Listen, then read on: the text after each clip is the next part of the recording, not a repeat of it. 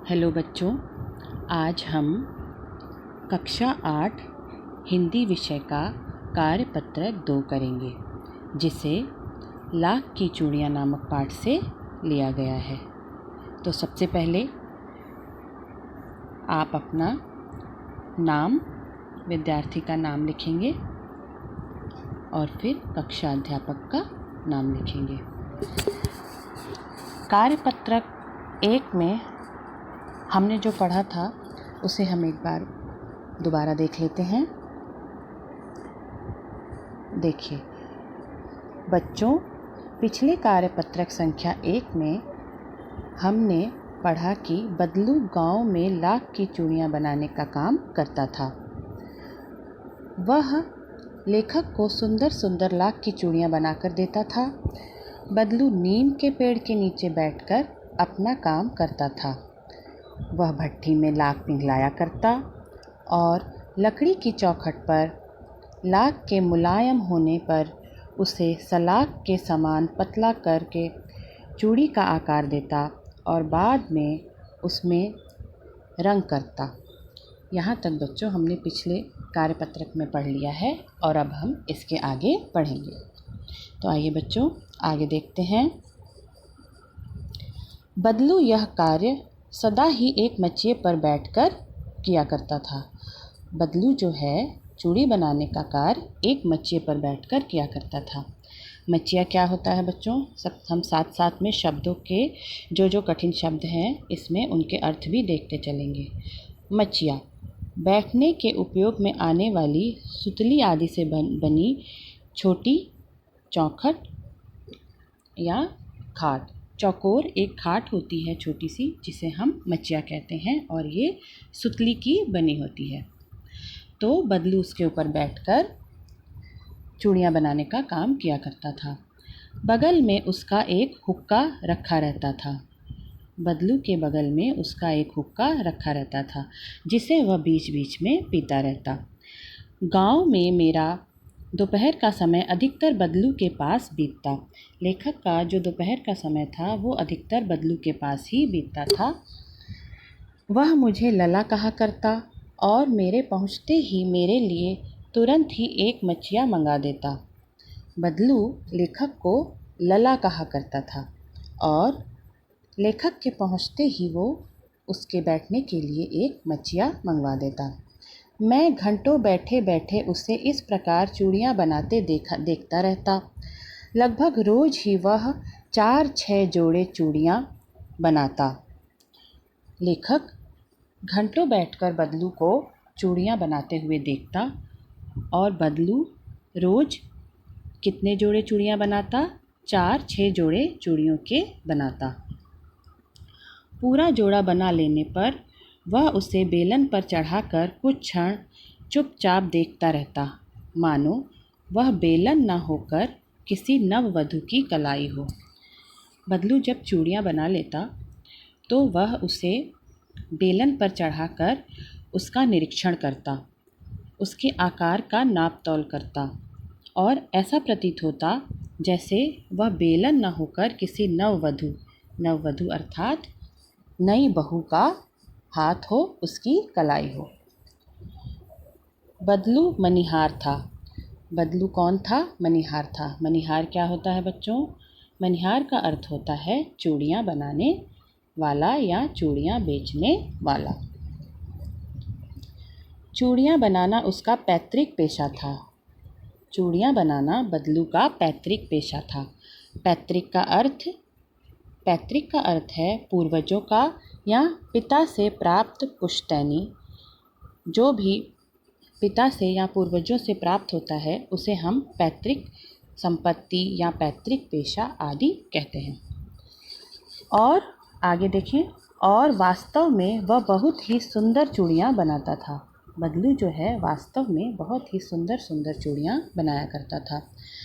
उसकी बनाई हुई चूड़ियों की खपत भी बहुत थी और जो उसके द्वारा चूड़ियाँ बनाई जाती थीं उसके खरीदार भी बहुत थे। उसकी चूड़ियाँ बहुत ज़्यादा मात्रा में बिकती थीं। उस गांव में तो सभी स्त्रियाँ उसकी बनाई हुई चूड़ियाँ ही पहनती थीं और आसपास के गांव के लोग भी उससे चूड़ियाँ ले जाते थे। बदलू के गांव की स्त्रियां तो बदलू द्वारा बनाई हुई चूड़ियां ही पहनती थीं और आसपास के गांव के जो लोग थे वो भी बदलू से चूड़ियां ले जाया करते थे। परंतु वह कभी भी चूड़ियों को पैसों से बेचता न था। बदलू कभी भी चूड़ियों को पैसों से नहीं बेचता था। उसका अभी तक वस्तु विनिमय का तरीका था। बदलू अपनी चूड़ियों को वस्तु विनिमय के माध्यम से लोगों को देता था। वस्तु विनिमय क्या है? वस्तु विनिमय का मतलब होता है बच्चों, रुपए पैसों से न खरीदकर एक वस्तु के बदले दूसरी वस्तु लेना। अर्थात बदलू अपनी चूड़ियाँ यदि किसी को देता था तो उसके बदले उससे पैसे न लेकर अनाज या और किसी वस्तु को अदल बदल कर अपनी चूड़ियों को बेचता था।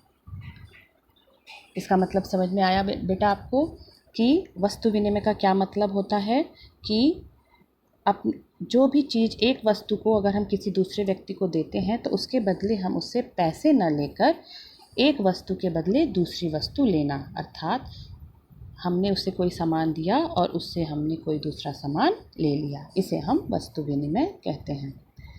और लोग अनाज के बदले उससे चूड़ियाँ ले जाया करते थे। बदलू स्वभाव से बहुत सीधा था।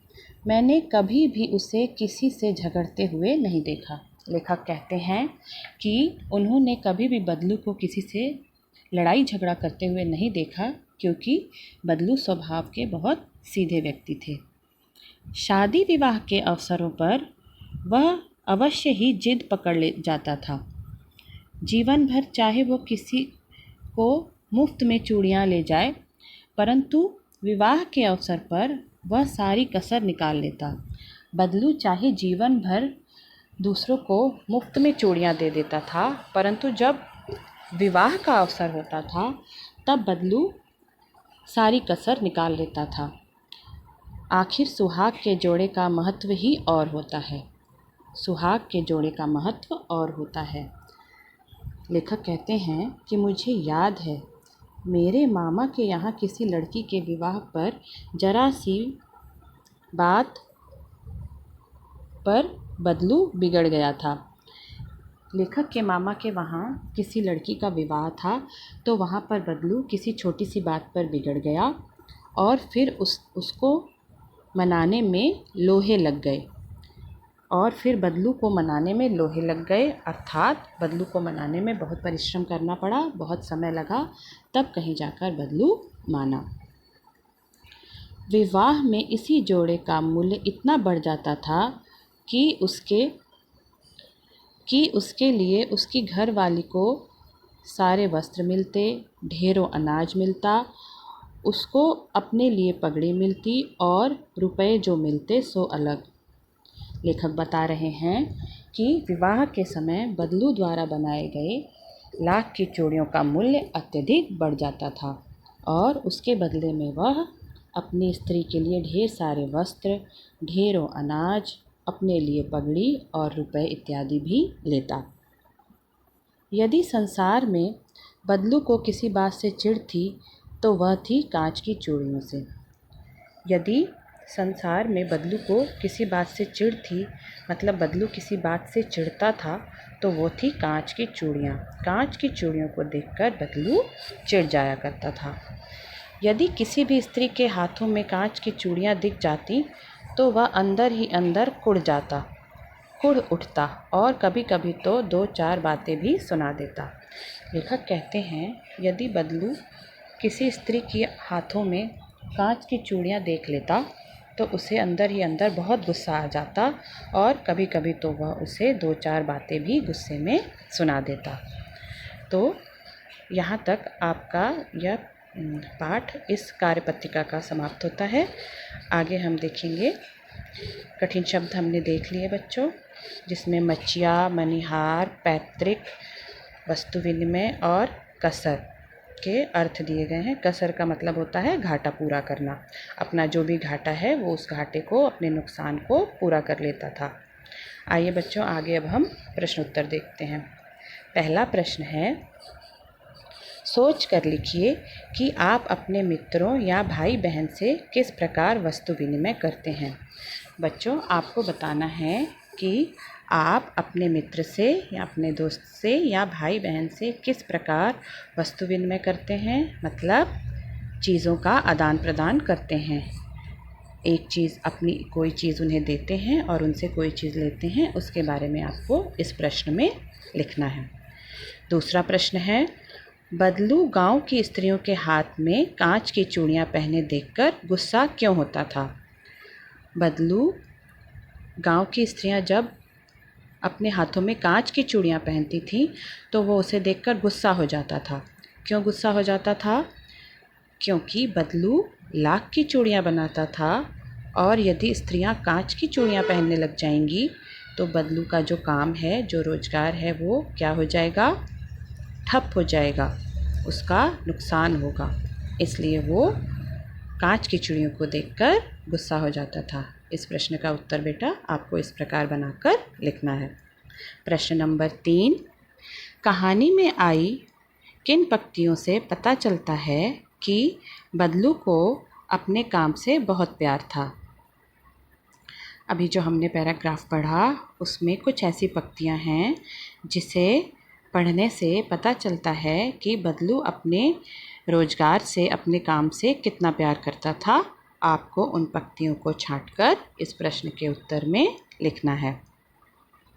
अगला प्रश्न है प्रश्न नंबर 4, कहानी में मुहावरों का प्रयोग हुआ है, जैसे लोहे लगना यानी बहुत मेहनत करना।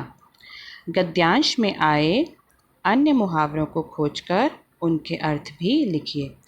जो गद्यांश बेटा अभी हमने पढ़ा है, उस गद्यांश में और भी कुछ मुहावरे हैं, उन्हें आपको ढूंढना है और उन्हें इस प्रश्न के उत्तर में लिखकर उसका अर्थ भी लिखना है।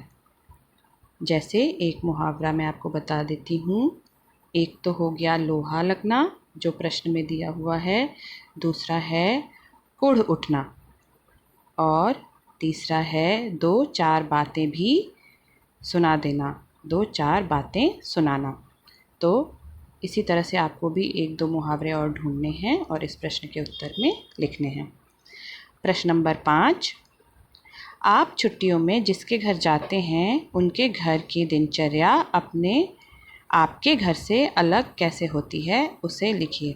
छुट्टियों में बच्चों आप अपने किसी रिश्तेदार के घर, किसी दोस्त के घर जाते होंगे, तो उनकी जो घर की दिनचर्या होती है आपके घर से किस प्रकार अलग है, उसे आपको इस प्रश्न के उत्तर में लिखना है।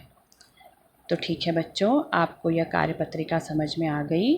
आप इसे अच्छे से पढ़कर, समझकर इसके प्रश्नों के उत्तर दीजिए और इसे अपनी हिंदी की कॉपी में, जो आपने हिंदी होमवर्क की कॉपी बनाई है, उसमें इस कार्यपत्रिका के प्रश्नोत्तर को कीजिए। थैंक यू बच्चों।